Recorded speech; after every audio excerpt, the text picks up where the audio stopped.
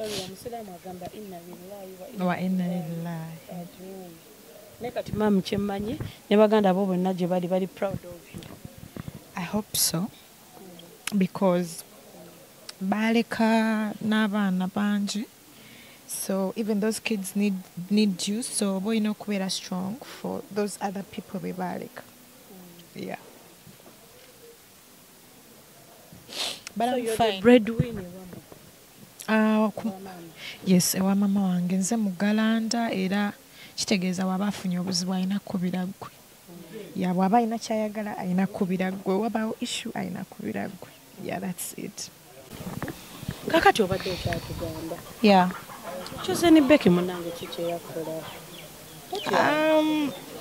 Tewali nnyo, just twakola oluyimba ku nzikiriziganya ey'enjawulo n'amala maaso eyo nakola ki nekyusa naye let's say byali mu copyright nga bulijjo ng'ebyabayimbi, so we nagezaako communicating yali ankuba blue tick nga takola ki nga tanziramu nga ngamba ayina ebizibu bye actually. Kati omuntu eyaliwo awo omulala gwe nali nsobola okwogera naye yali manager we whereby manager we yani ye bbaawe, ate nakyo tekyamusanyusa nga nkola ki nga njogedde ne bbaawe. Ngenda okuddamu okukebera essimu nga mpeereza audio toddamu kwogera ne bbaawe wange, you know, namblocking oluyimba kuvaako yayomba ku nsonga eyo namblocking. I think bambiye ng'omuntu simanyi kale kyakugamba naye sina kye nali mukozi. Bwe simanyi sagana kiisa mukamwa nti oba ali insecure naye simanyi oba ali weekuba ku bbaawo. Nedda bambi oli ye manager we, kitegeeza bw'oba olina manager we nkukubira n'otankwata ninakubira ani manager wo ebyaddala. Nkola buli kimu, bwe nkola buli kimu, so I was owning the copyright of that song. Ngenda okuddamu okutunulayo nga alwaploadings ku DistroKid copyright law.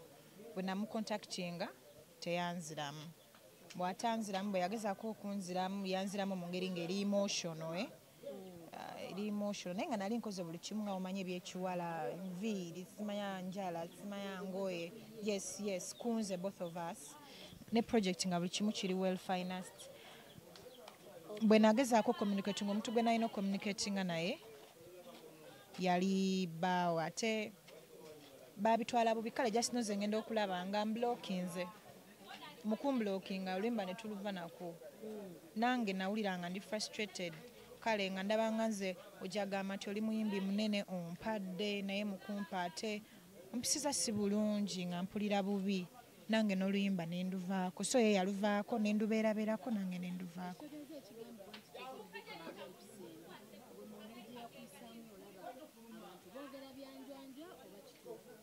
I think ebintu byensi buli omu olina sooka ddiringako naye personally munaye tomanya waliwo abalala be bayisa obulungi naye nze si kyenafuna.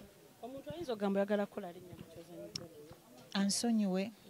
ansonyiire ddala sikigenderere. Mumbuuzizza ebimu bye mwawulira koza abantu b'omu industry bonna baali babiwulira dda neŋŋaano kyadressinga ne mukiremerako nenkyadressingako politely.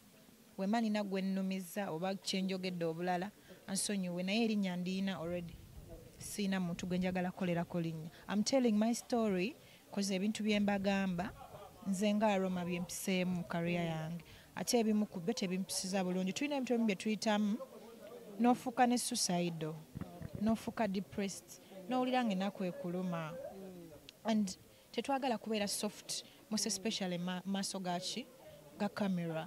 So tuyita bingi, bw'ombuuza ekintu nenkuwa story yange, eyo story yange nga Aroma gye mba nakola ki nayitamu, teriiko makoona, teriimu kintu kyonna njigambye nga bwekola ki nga bweri.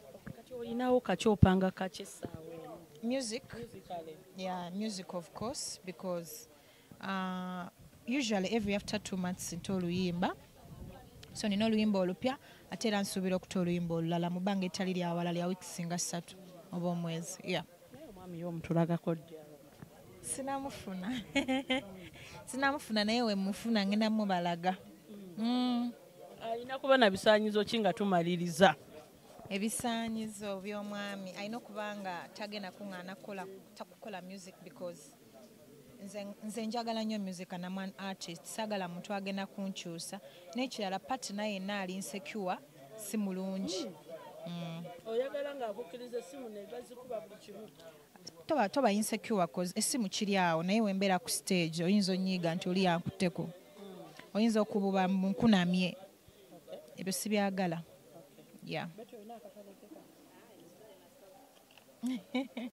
Mabiriza Herbal Products Limited tulinawo eddagala eriyamba abaami n'abakyala Sumuluzo Money Power Extra Complete Man Herbal Mouthwash Coffee ayambira ddala ffe abaami tulinawo kaama k'abakyala Tightening Powder oyagala okugeza ebbina eddagala eriyamba okwongeza ku balongo oyagala okusereza nabunyaayo oyagala okufunza nabunyaayo enywere Express Water Tightening kadde agoba infection mu baami n'abakyala ate nga tulinawo sabbuuni ono sabbuuni ayamba abaami n'abakyala tulinawo ebizigo by'abaana n'abantu abakulu enkumbi eyambira ddala mu kisenge tulinawo obutiiti ate nga tukolera ne odayo bakyala bannange ekyama kiri ku Mabirizi Herbal Products nze najja wano nga sina kabina nga sefiringa naye mukwano we nagezesaako ku Thika Body Cream ebbina nenfuna kati nze natambula nsagala ate era nenkozesaako ne ku Mabirizi Lightening Cream ndowooza kasikini mukalaba ayagala omanya ebisingawo kuba ku 0704 737 714 sibye bulungi osibye ota kebale Alex Aroma lwaki erinnya Aroma tubuulire erinnya eryo lyajja litya? Aroma lyerinnya lye nalonda nga brand for my music because liwulikika bulungi. It was a nickname kuva edda so lyandabikira nalaba nga liri perfect for a brand. Nickname ng'eva ku ki kubanga ffe Aroma tukitegeera ng'ekirala. Aroma kitegeeza kawo bwemubeera ku ssomero mweyitaayita ebintuntu. It's just something kyeneetanga kyandabikiranga ekistanding out mu mannya amalala gonna ate which is true it stands out. Gwe wali etuuma muntu yali kutuuma? Yali nickname so we natuuka okukola music nendironda ne tiimu yange ne bangamba no this is better so nze ne tiimu yange ne tugamba tugenda kuyita bwe tuti. Obadde obuliddewo ennaku ze? Sibuze mbaawo mbaddewo.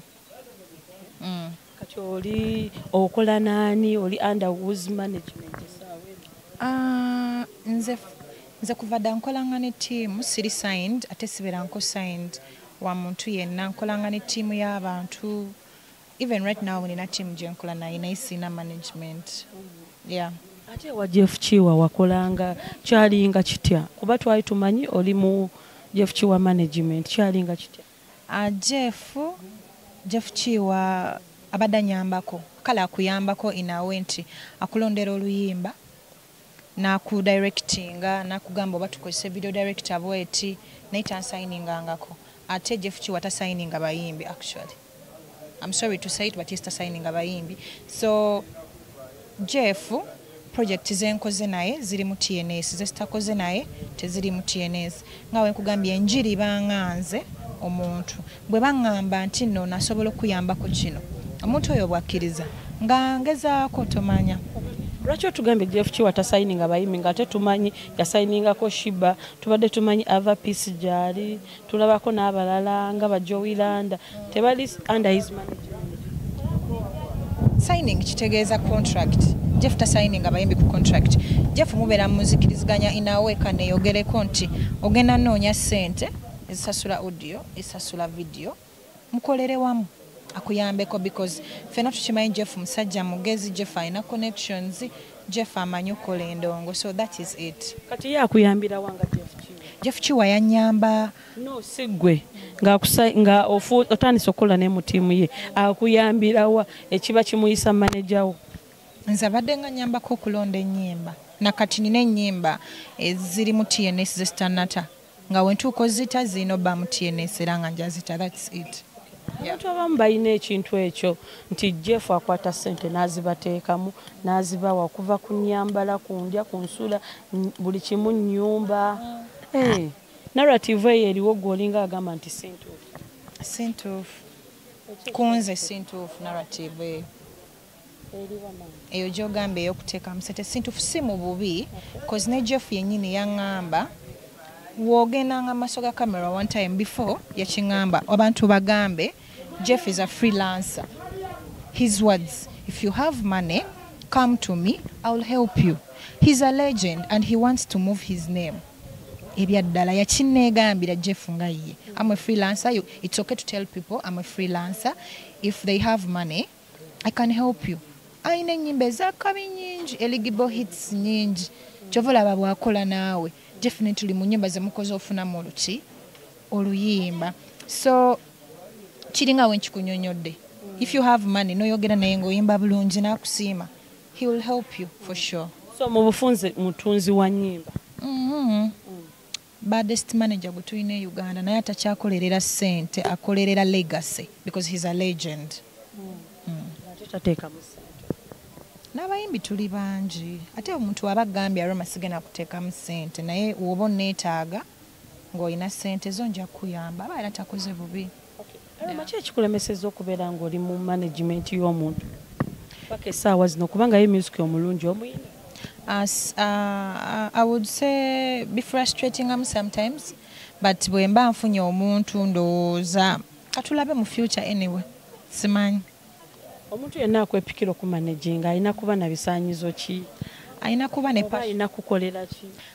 ne passion ya music wange, passion ya career yange nga nze omuyimbi nga njagala nga ntegedde nga ali willing oyiwaawo omubiri cause music si mwangu. Fena we know that music is not easy. Waliwo kale abamu nga baagala music naye nga alowooza myezi 2 ku luyimba lumu bigenda babikoze ne biweza emyezi 6 ennyimba 3 excuse me nga tebikoze eki tebikoze. So olina okujja nga oli patient ng'olina ne funds cause music addayo ku ssente.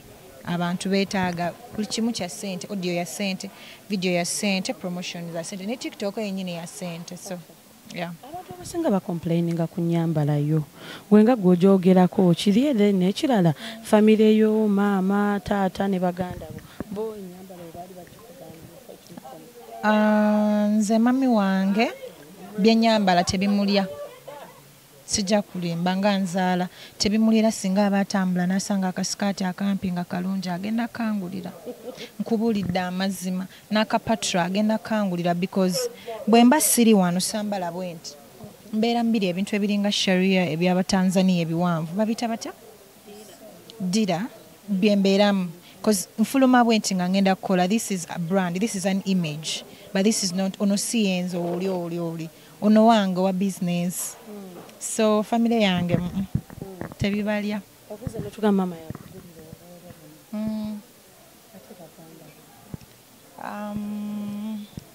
Sina baganda bange.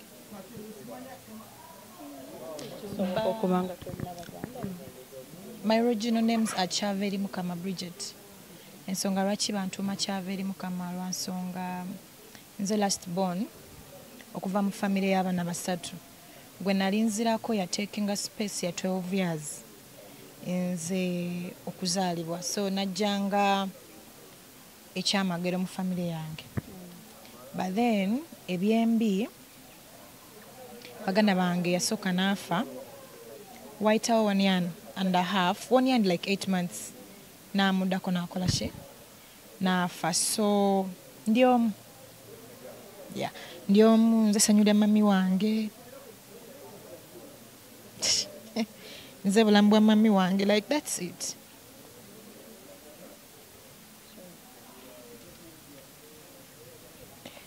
Kyekyo.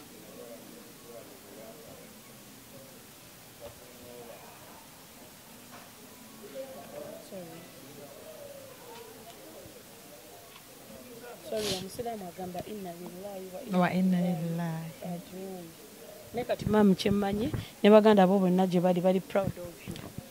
I hope so because baleka n'abaana bangi so even those kids need you so boyina okubeera strong for those other people be baleka. Yeah. But so I'm you're fine. The breadwinner. Yes, ewa mama wange nze mugalanda era kitegeeza waba afunye obuzibu alina kkubira ggwe. Yeah, waba ina kyayagala ayina kubira gwe, waba issue ayina kubira gwe. Yeah, that's it. Yeah.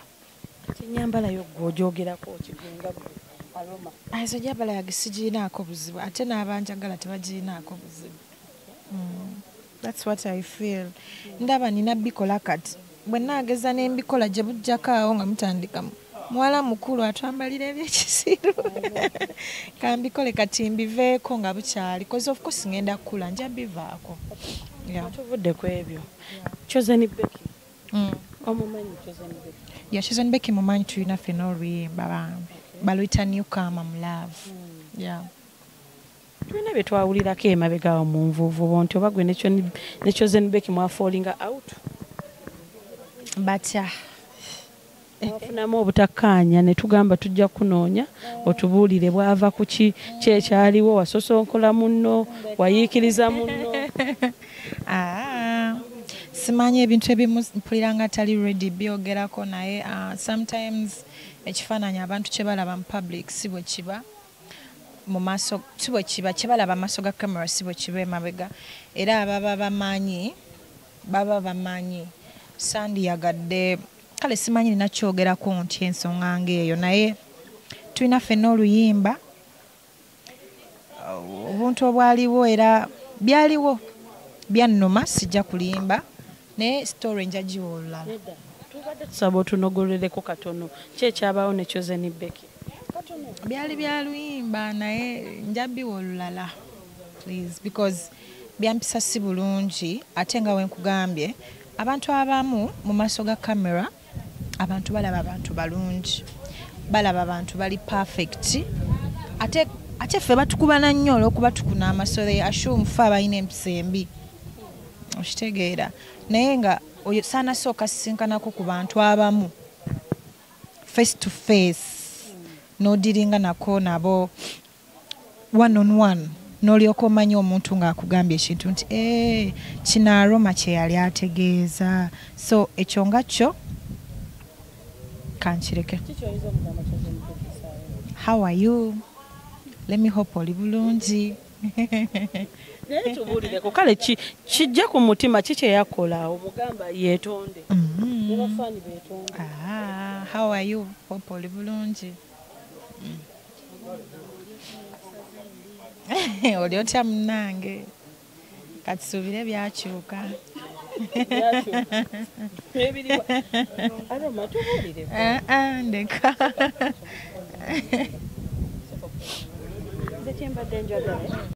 Mabirizi Herbal Products Limited tulinawo eddagala eriyamba abaami n'abakyala Sumuluzo Mani Power Extra Complete Man Herbal Mouthwash Coffee ayambira ddala ffe abaami tulinawo kaama k'abakyala Tightening Powder oyagala okugeza ebbina eddagala eriyamba okwongeza ku balongo oyagala okusereza nabunyaayo oyagala okufunza nabunyaayo enywere Express Water Tightening kadde agoba infection mu baami n'abakyala ate nga tulinawo sabbuuni ono sabbuuni ayamba abaami n'abakyala tulinawo ebizigo by'abaana n'abantu abakulu enkumbi eyambira ddala mu kisenge tulinawo obutiiti ate nga tukolera ne odayo bakyala bannange ekyama kiri ku Mabirizi Herbal Products nze najja wano nga sina kabina nga sefiringa naye mukwano wenagezesaako ku Thika Body Cream ebbina nenfuna kati nze natambula nsagala ate era nenkozesaako ne ku Mabirizi Lightening Cream ndowooza kasikini mukalaba ayagala omanya ebisingawo kuba ku 0704 737 14